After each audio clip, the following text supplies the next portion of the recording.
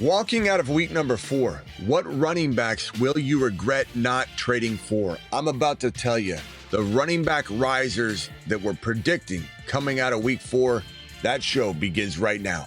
From the FantasyFootballShow.com studios, it's the Fantasy Football Show.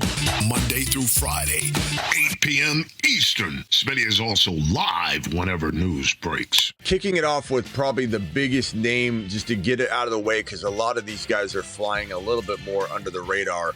We'll talk about Derrick Henry and how you should be getting Derrick Henry right now at the low cost of entry that is very different than on draft day. Derrick Henry has a ton of upside at his new cost of entry, which won't linger in round 1 anymore. People are disappointed in him. He had 11 carries for the 20-something yards in week number 2. He had a costly fumble, played a lot worse football-wise than fantasy-wise, but costly fumble, still only got 50 yards. People are worried about this situation. I'm telling you right now, if you're drafting him at his draft value that you drafted him at, or his owner drafted him at, then yeah, I wouldn't want you to trade for him at that value. But if you're going in trading for him right now, he's at a major discount. This is still a top 5 capable running back. His monster run in week 3 at the beginning of the game, the touchdown scramble, is evidence that he still can do it. I do have that fear of drop off, hence the hesitation at maybe 12 overall on draft day, back on draft day, but we're not in draft mode anymore. The draft is over. Derrick Henry now costs you a late second round draft pick equivalent value, and that's a steal. That can win you a league. You could trade maybe Jeanty and something for Henry. Now, I'm not always about trading away Jeanty. I'll talk about that when we get to Jeanty. You can see behind Henry's head right there. If you drafted Jeanty, you're looking to maybe trade Jeanty. It's different than if you didn't draft Jeanty and you're looking to acquire him. But if you're trying to trade, let's say you got a big monster that's scoring big and you need to divide and conquer, trade that top 5 or 6 overall player for Henry and a player that might be underperforming. BTJ might be a risky gamble for some of you. Maybe that's not one that you want to go. You don't want to go in that direction. Maybe you want Roma Dunze and Derrick Henry for a Christian McCaffrey. Maybe you're popping off and doing amazing, and you have Amon-Ra St. Brown, and you trade Amon-Ra St. Brown for Henry and Ladd McConkey, or Debo and Henry. These are all moves you can easily make with the discounted value on Derrick Henry. So go do it. Go take advantage of it. It's baking in any sort of potential missed games or drop off. There's going to be risk. You're going to have to take that risk on. It depends on your team. It depends on if your team needs a risk at this point. So Derrick Henry, go do it. We'll stick with the big names first, and I'll say we'll go kind of down in order. Bucky Irving is a buy low player, and he shouldn't be. He's had an amazing year, just minus the touchdowns. And then Rachaad White being a little extra involved is worrying fantasy owners, and they don't know if he can deliver touchdowns on a consistent. I'm not worried at all. This guy's executing. There's more than enough carries to go around. You don't want him getting more carries than he's getting. The offense will get in tune. They're without Mike Evans. They're going to need to lean on the run even more. So Bucky should have a monster week number 4. I'm buying Bucky at every turn. And in the same context, you have a team where it can't win with Christian McCaffrey, can't win with Amon-Ra St. Brown, can't win with Nico Collins, or can't win and you've got Neighbors right now. And Neighbors is almost like do not trade him for anything type of player right now. A dart coming in. We don't know what that's going to look like. It feels like it's going to be an uptick. But if you can't win, you can't win. I don't want to hear somebody, don't trade Christian McCaffrey. If you can't win with him, if you've been hit with injuries, you don't have any wide receivers, you have to divide and conquer. Who's the right player to go get? This would be one. Go get Bucky Irving and a Garrett Wilson. Go get Bucky Irving and a wide receiver like that for Christian McCaffrey. Go trade Amon-Ra St. Brown for Bucky and a Ladd McConkey if you need to go in that direction. Go trade a player like, let's call it James Cook for Bucky and a Tyler Warren if you have no tight end. These are all moves that are fantastic moves if you need a trade. Go grab Bucky before week 4. His touchdown value, his entire pre-week 1 value will return to form, even though it's slipping right now. It will not slip for long. Ashton Jeanty, very controversial player right now. People hate him. They're so upset. And anybody, I said this last night on the show, anybody that says that Jeanty's bad is a casual. Anybody that, if they want to reword it, that's fine. But anybody that says, I don't like Jeanty's situation, I understand that. That is an understandable stance. And while I disagree with you that it can't change, I think it can, at least a little bit, or a certain amount of a percentage it can change. I think he still doesn't play as efficient as we wanted him to play all year, but I think it can turn around. But if you don't think it can turn around, I'm fine with that stance. If you said, hey, Smitty, I just think the Raiders are just going to suck for him all year, I can understand you. I disagree to an extent, but I understand you, and I'm not going to make you take a lap. However, if you say things like, Smitty, he's bad, he's a bust, he's not good, you're a casual, because he's a phenomenal running back trapped in a horrible situation. There's a big difference. And this stat right here, if this doesn't tell you what you need to know, I don't know how to convince you otherwise. Ashton Jeanty, 144 total rushing yards, 145 rushing yards after contact. That is crazy. That is insane. That tells you the uphill battle he's facing. Hence why, if your stance was, I just don't think it'll turn around in that situation, I understand you.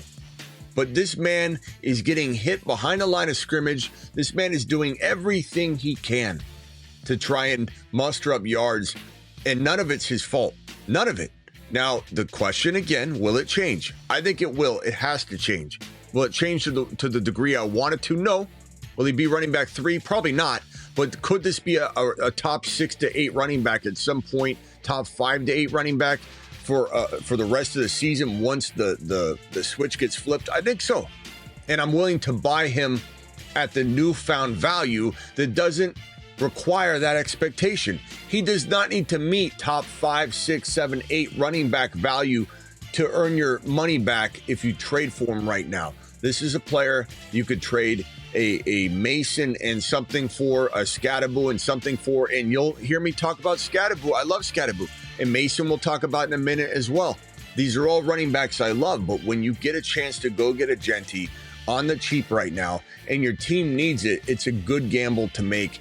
And I get why people don't want to go down this road, and that's fine. But just don't say that the man's not good. Don't say that he's a bust or he's not a good talent. You could say his situation is going to have him lagging. This is going to be a Bijan Robinson rookie year.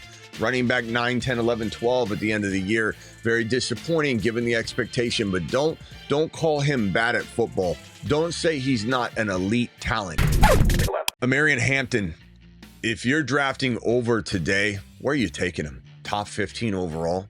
I think you would. I think he would be a top 15 overall pick if we're redrafting today. That's how good this kid is. That's how good his situation is. Najee with the torn Achilles tendon. There's nobody else. This is his backfield. 25, 26 was it total touches in week number 3. That is, I think, more than he got all year long up to that point. He is going to be a target hog. And more importantly, the most important part about all of this is when Harbaugh went to the podium to talk to reporters, it's really important to hear how he's talking about this player. And he was gushing over him. He was saying how amazing he was, how fantastic he is, how he stepped up and how good he was looking and how he moved. Harbaugh's in love with this kid, and there's nobody else in front of him. The Triple H and Associates are in good hands with Hampton. Hampton's a top 15 overall pick going forward if you're drafting today.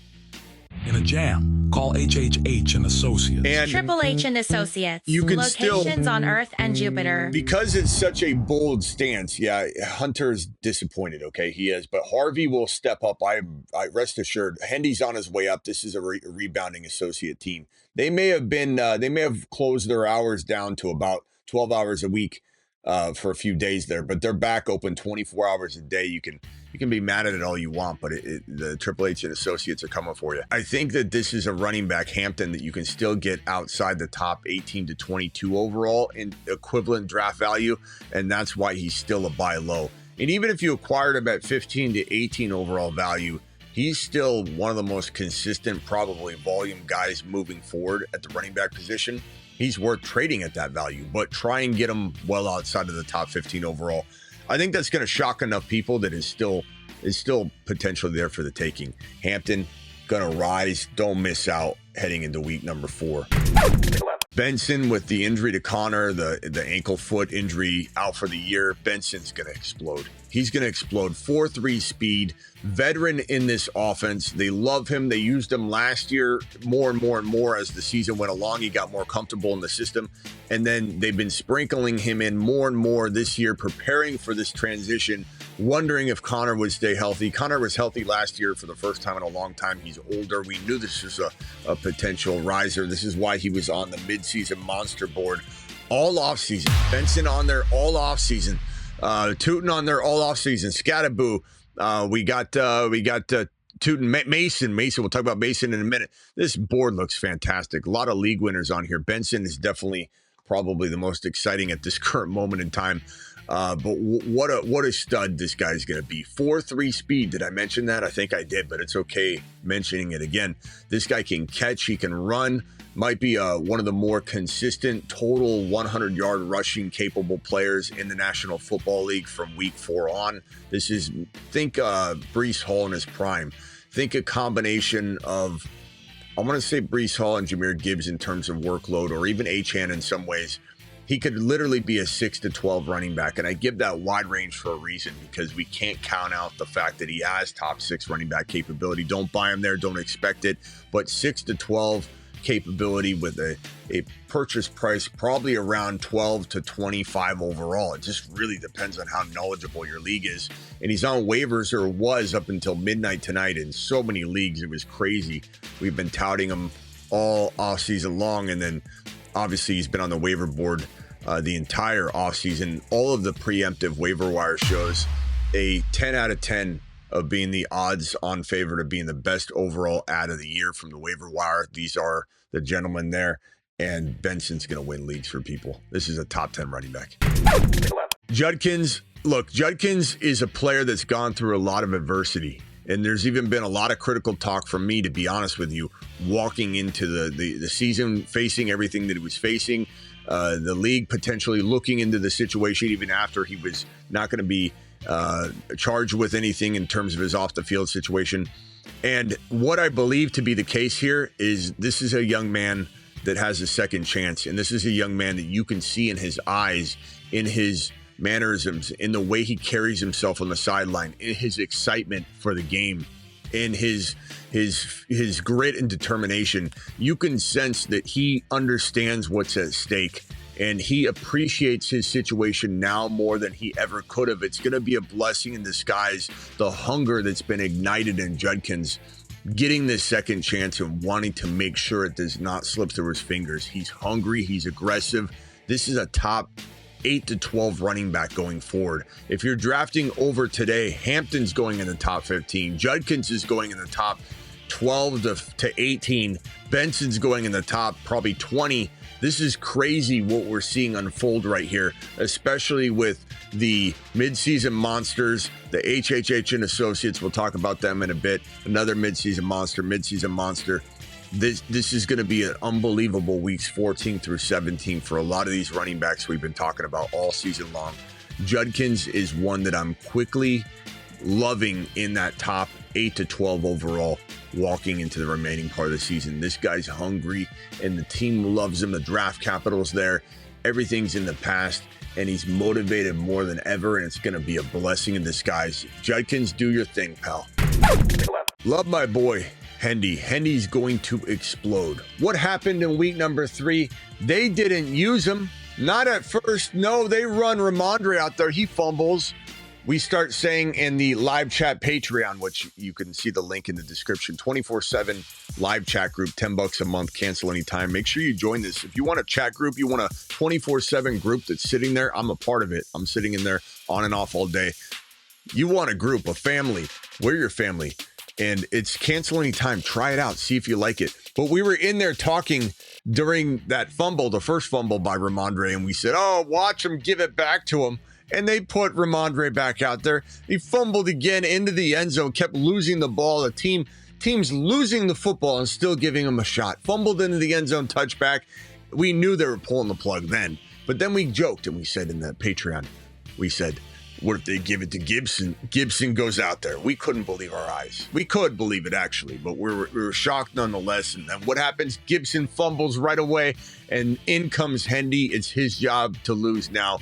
Trusted him in the fourth quarter. This is why they drafted him. We knew the rise was eventual, but the 3 fumbles by the 2 players in front of him in the same game in a very close window of time, making this coaching staff and team frustrated. They said, let's give it to Hendy.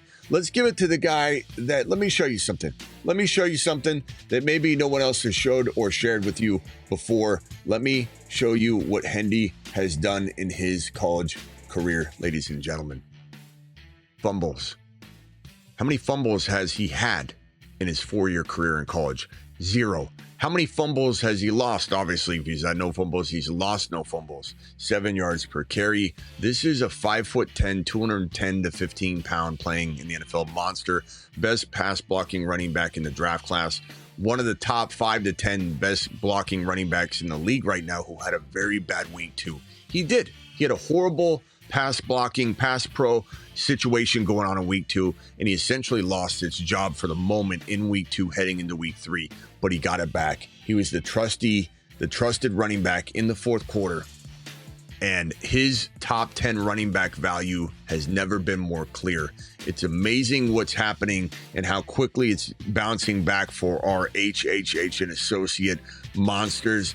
Even though people have been doubting them, they're here to stay. In a jam, call HHH and Associates. Triple H and Associates. Locations on Earth and Jupiter. So buckle up, and we'll be hitting. I haven't hit it since we haven't hit it since the offseason, I believe, the Hendy house call button where we play the video, the Hendy house call. I'm waiting until we can actually celebrate a huge Hendy performance. So I'm not going to punch the button. I'm not going to do it.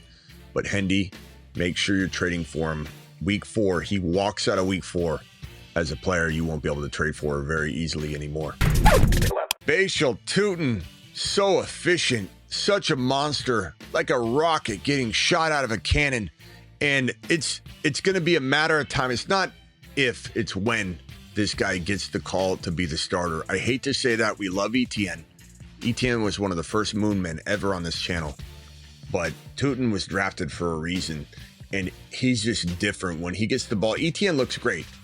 Etienne looks like as good as like Rachaad White looks. Rachaad White looks pretty good right now. When he gets the ball, he's looking effective. That's what Etienne looks like. Very effective. The lanes are there. He does it. He hits the hole. He's very smart. Very good. Very good. I call Etienne a top 12 running back, really. This guy's capability of being top 7 or 8.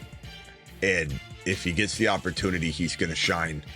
And I think they're going to continue to feed him. And this is the way that it works. Etienne's going to run into some roadblock. Whether it's, I'm trying to knock on wood, I'm not wishing injury upon anybody, but this is the way it works. It's destiny for him to be in the lineup. As silly as that sounds, this is what Liam Cohen sought after when he was drafting him.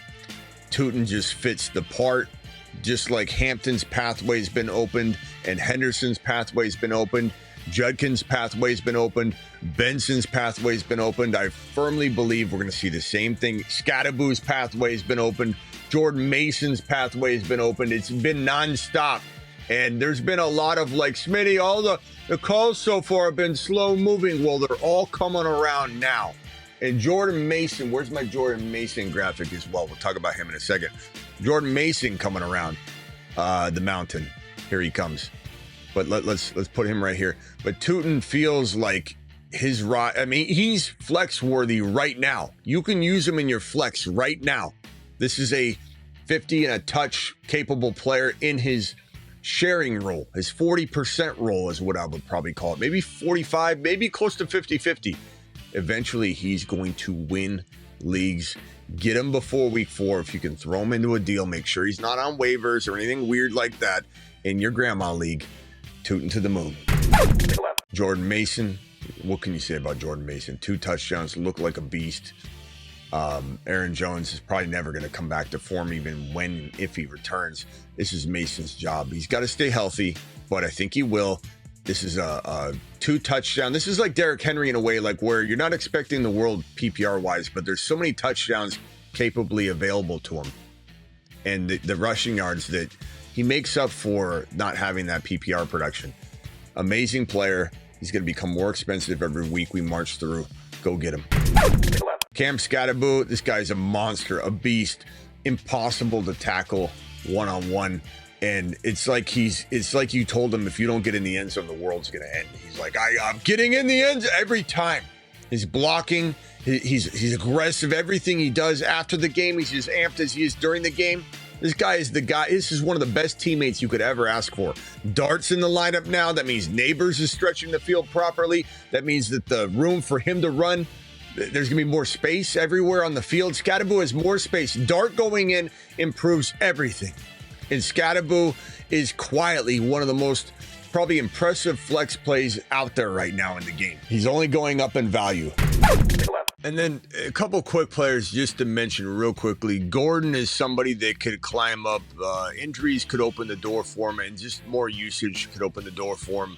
Keep an eye on Gordon. He's a fantastic player. Make sure he's not on waivers, but his ceiling value is tied to an injury needing to happen. Knock on wood, we don't want that for HN. But he would go to the moon if an injury occurred. But even if an injury doesn't occur, he's got good flex value. Chase Brown, everybody's going to complain about Chase Brown. I get it, but that complaining, that upset feeling everybody has is making him a steal. He was a borderline third rounder for a while in the offseason, climbed into the second. I venture to say he's a lot further down from his third round evaluation back in the early part of the offseason. You might be able to get him for like a fourth round value equivalent. And honestly, the volume's going to be there. We can rip on this team. We can say Browning sucks, but Browning's proven to be pretty decent when all goes right. It didn't go right last week, but it will be better. And this would be one of the better buy low players. And there's a chance he comes out of week 4 looking a lot better than his current valuation. That's my point. So watch Chase Brown carefully in your league and see if maybe he's available. Maybe don't ask directly for him. See if you maybe get shot down on a couple trades that don't make sense. Like, here, I'll take your Bijan, or I'll take your Malik Neighbors. Well, who else you got? Chase Brown. I don't know if I want Chase Brown. Make him come up with the idea, and then make the words Chase Brown, I got Chase Brown, come out of his mouth. And then it looks like you're not trying to pull one over on him. And then it wouldn't be a show without mentioning Harvey. Harvey's not somebody that we necessarily expect to fully come out of this week looking like a monster, but if he does get more work, he will, deliver. This could be a guy comes out week 4 or week 5, 6, 7, 8 as a buy low player or a riser, but worth mentioning if you can get him thrown in case that happens a week earlier than we anticipate. So this might be Gordon and Harvey are a little bit deeper, maybe later calls that we talk about in the same context as these guys, but I wanted to mention them. These are the running backs, the game changers, the risers coming out of week 4. They will be more expensive. Do it live. I'm live Monday through Friday, 8 p.m. Eastern, every single Monday through Friday, live whenever big news breaks, and live at midnight Eastern almost every single night. See you on the next one or at 8 p.m.